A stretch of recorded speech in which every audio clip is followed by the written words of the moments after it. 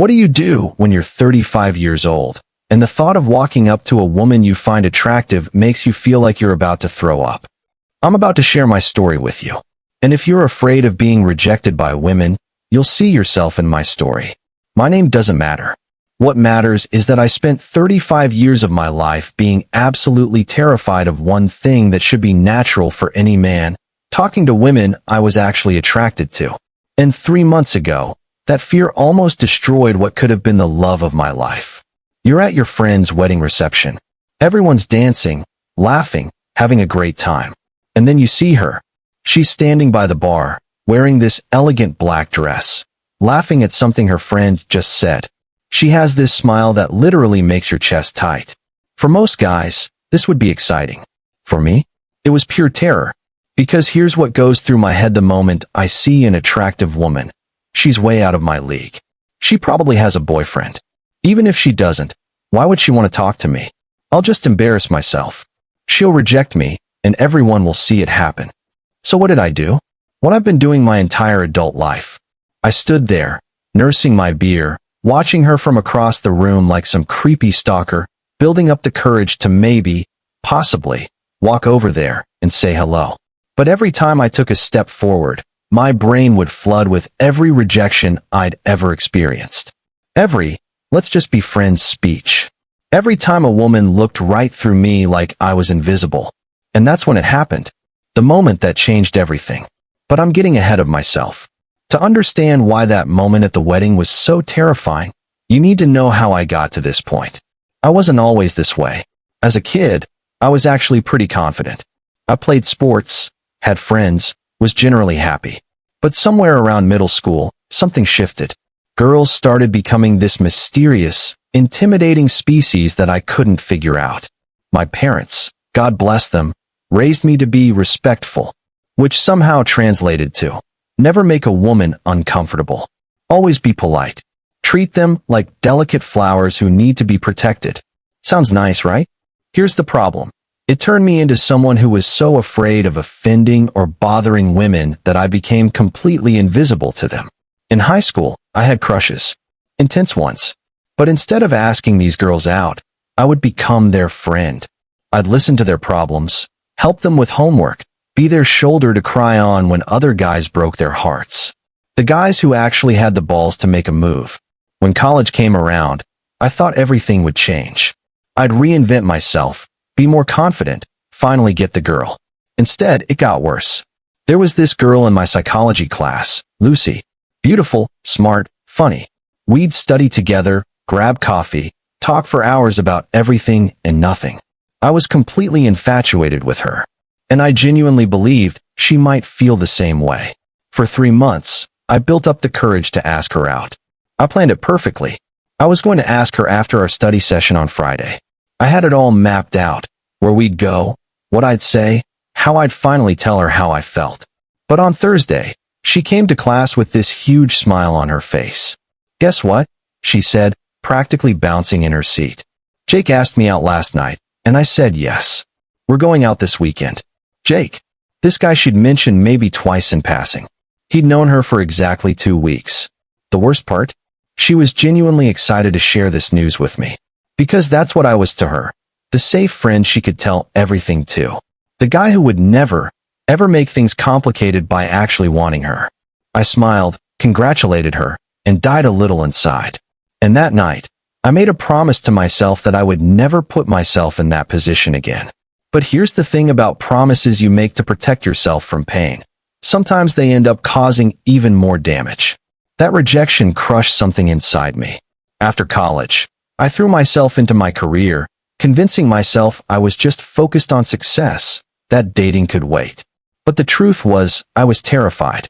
Every rejection had built up this wall around me, and by the time I was 30, that wall felt impenetrable. I tried online dating, of course. What guy in his 30s hasn't? I spent hours crafting the perfect profile, choosing the best photos, writing thoughtful messages to women I found attractive.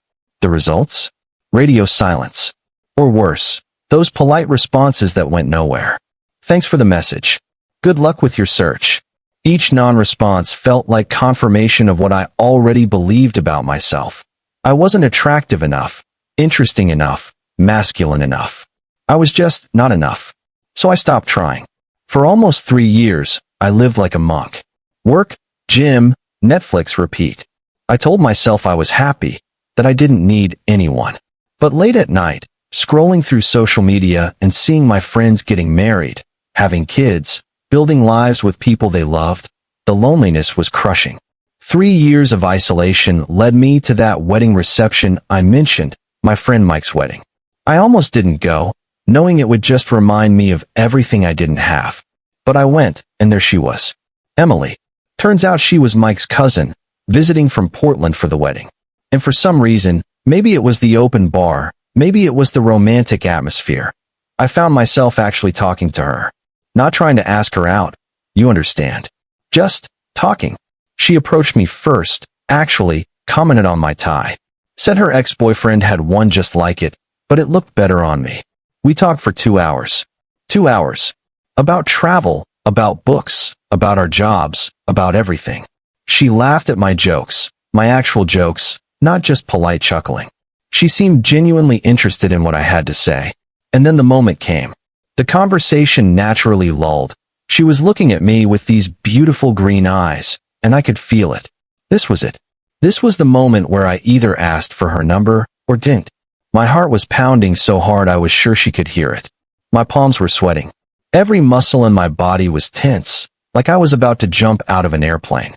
I should probably get back to my friends, she said, but she didn't move. She was waiting, giving me an opening. And I froze. Completely, utterly froze. I walked away from her, and the familiar weight of regret settled over me like a heavy coat. I'd done it again. Met an amazing woman, had a genuine connection, and then chickened out at the crucial moment. But this time felt different. This time, the regret wasn't just about missing an opportunity. It was about realizing that I was 35 years old and still living like a scared teenager.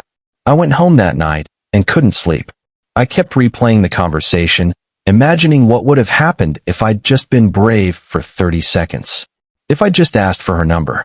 If I'd just said, "Hey, I'd love to take you to dinner sometime." The next morning, I did something I'd never done before. I called Mike. "Hey man, about your cousin Emily." "Dude, she was asking about you too," he said immediately. "She wanted to know if you were single, if you lived in town. I think she was hoping you'd ask for her number." My heart dropped into my stomach. She had been interested. I hadn't imagined it. And I'd blown it because I was too scared to take a chance. Mike's response made my stomach drop. "Can you give me her number?" I asked, hating how desperate I sounded. Mike laughed. "Of course, but heads up. She's flying back to Portland tomorrow morning for work. She's only in town until tonight." Tonight. I had one chance to fix this, and it was slipping away. I got her number and stared at my phone for 3 hours. 3 hours of typing messages and deleting them. "Hey Emily, it's the guy from the wedding."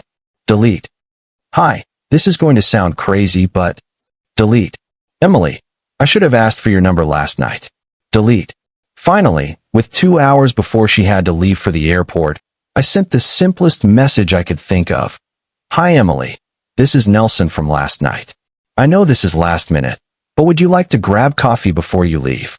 The longest 15 minutes of my life passed before she replied. "I was wondering if you were going to ask. I'm at the Starbucks on Main Street if you want to come by." I threw on clothes and drove there like my life depended on it. And when I walked in and saw her sitting by the window, smiling when she saw me, I felt something I hadn't felt in years. Hope. But what happened next almost destroyed that hope forever. That coffee meeting was everything the wedding conversation should have been. We talked for an hour and a half, and it was even better than the night before. She told me about her life in Portland, her job as a video editor, her crazy roommate, her weekend hiking trips. I told her about my work, my hobbies, my complete inability to keep houseplants alive. We laughed until our sides hurt. We discovered we both loved the same obscure sci-fi movies. Both had complicated relationships with our families. Both had dreams of traveling to Japan someday. And then she had to leave.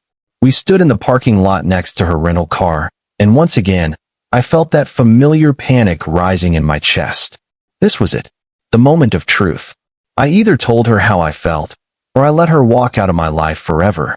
I really wish I didn't have to leave, she said, looking down at her keys. Me too, I managed to say. Maybe we could stay in touch. I mean, I know long distance is complicated, but she was giving me another opening, another chance. All I had to do was say yes, ask if we could try, suggest that maybe we could visit each other, see where things went. Standing in that parking lot, with everything I wanted right in front of me, I heard myself saying the words that would haunt me for months. Yeah, long distance is really hard. Probably not very practical. The light in her eyes dimmed immediately. Right, she said quietly. Well, it was really great meeting you. She got in her car, and I watched her drive away. Again, I stood in that parking lot for 20 minutes, calling myself every name in the book. What was wrong with me? Why couldn't I just take a chance? Why was I so terrified of possibly getting hurt that I was guaranteed to be miserable? That night, I did something I hadn't done since I was a teenager. I cried. Not just a few tears, I mean really cried. For Emily, for Nancy, for every opportunity I'd let slip through my fingers because I was too scared to risk rejection. But more than that, I cried for myself. For the life I wasn't living, the connections I wasn't making, the love I wasn't allowing myself to have. I was 35 years old, and I was still that scared middle schooler who thought he wasn't good enough. And that's when I realized something that changed everything. That breakdown in the parking lot became my turning point. The next morning, instead of the usual self-loathing and regret, I woke up with the strangest feeling, clarity. I started researching. Not dating tips or pickup lines. I tried all that before. I started reading about fear, about psychology, about why some people seem naturally confident while others, like me, live in constant terror of rejection. That's when I discovered something called rejection sensitivity. It's a real thing. Some people are literally wired to experience rejection as a physical threat. Our brains treat social rejection the same way they treat physical danger. For the first time in my life, I didn't feel broken. I felt explained. But understanding the problem wasn't enough. I needed to do something about it. I started small. Really small. I began forcing myself to have brief conversations with cashiers, baristas, random people I encountered during my day. Not flirting, just talking. Just proving to myself that most human interactions don't end in disaster. Those small victories led me to do something that terrified me. I joined a local hiking group. My first hike was a nightmare of anxiety. But something amazing happened. Nothing bad happened. At all. People were friendly. They included me in conversations. One guy even asked if I wanted to grab lunch after the hike. For the first time in years, I felt like maybe, just maybe, I was capable of having normal social interactions. Over the next few weeks, I kept going to the hiking group. I started talking more, sharing stories, even making a few friends. And then, 6 weeks after Emily left, something incredible happened. A new member joined the group. Her name was Lisa, and she was exactly my type. Smart, funny, outdoorsy, with this infectious laugh that made everyone around her smile. The old me would have admired her from afar for months before working up the courage to maybe say hello. But I was starting to realize that the old me had never gotten me anything except loneliness and regret. So I decided to try something different. Hey, I said, my heart pounding but my voice steady. I know this might be forward, but would you like to grab dinner sometime? There's this great Italian place downtown I've been wanting to try. She looked surprised for a second, and in that second, every rejection I'd ever experienced flashed through my mind. Here it comes, I thought. The polite decline. The, I don't really date people from the group speech. Instead, she smiled. I was actually hoping you'd ask. I've been trying to figure out how to bring up that same restaurant for the past 2 weeks. I nearly fell over. We went out that Friday. And it was normal.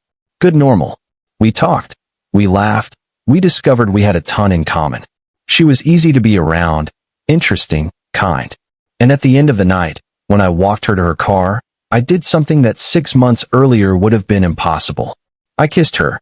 Now, I wish I could tell you that everything was perfect after that. That I suddenly became this confident guy who never worried about rejection again. That's not what happened. Lisa and I dated for about 2 months, and it was great. But then she got a job offer in another state.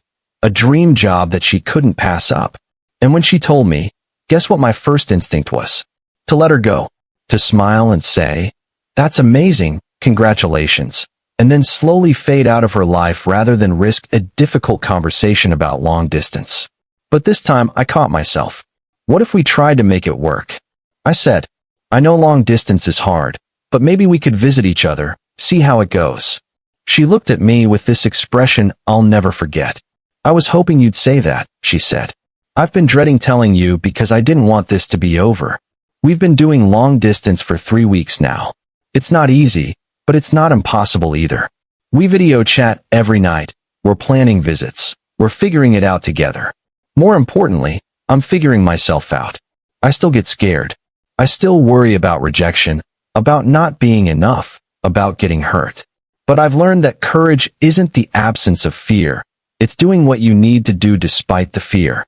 Last week, I did something that would have been unthinkable 6 months ago. I sent Emily a message on Facebook. Not a romantic message. She's actually seeing someone now, and I'm genuinely happy for her. I just thanked her for being kind to me at the wedding, for giving me those opportunities one was too scared to take, for inadvertently showing me that I needed to change. She wrote back immediately, said she remembered our conversations fondly, and was glad to hear I was doing well. She even said she'd always wondered what would have happened if I'd asked for her number that night. I'm still 35. I'm still the same guy who spent most of his adult life terrified of talking to women. But I'm not letting that fear run my life anymore. If you're watching this and you see yourself in my story, if you're the guy who's too nice, too scared, too convinced that you're not enough, I want you to know something. You are enough. You always have been. The problem isn't that you're not attractive enough or interesting enough or masculine enough. The problem is that you've built a prison out of your fear of rejection, and you're the only one with the key. You don't have to become someone else. You don't have to transform your personality or learn pickup lines or pretend to be someone you're not. You just have to be willing to be vulnerable, to risk getting hurt, to understand that rejection isn't death, it's just information. Some women won't be interested in you. That's not a reflection of your worth as a person, that's just compatibility. But some women will be interested, and you'll never meet them if you're too scared to try. I'm not perfect at this yet. I still get nervous, still second-guess myself sometimes. But I'm trying. And trying is infinitely better than hiding. To every guy out there who's tired of being the friend, tired of watching from the sidelines, tired of letting fear make your decisions for you, it's time to step up. Your story doesn't have to end with loneliness and regret. Mine didn't, and neither does yours. I'll be honest with you though, my transformation wouldn't have been possible without the secret system I discovered along the way. It's called Unlock the Scrambler. You see, with one simple move, you can stop losing women that initially liked you because you couldn't play the game. Enter the dating scene with confidence at any age. Pass each and every one of women's secret tests. Learn how to confidently talk to women and make them instantly fall for you. Unlock the Scrambler is the only system that combines eliminating the nice guy behavior ingrained in so many men with the most cutting-edge discoveries of modern psychology. So you can gain the attraction of women, project personal power, and avoid the "let's just be friends" speech for good. Click the link below to learn more.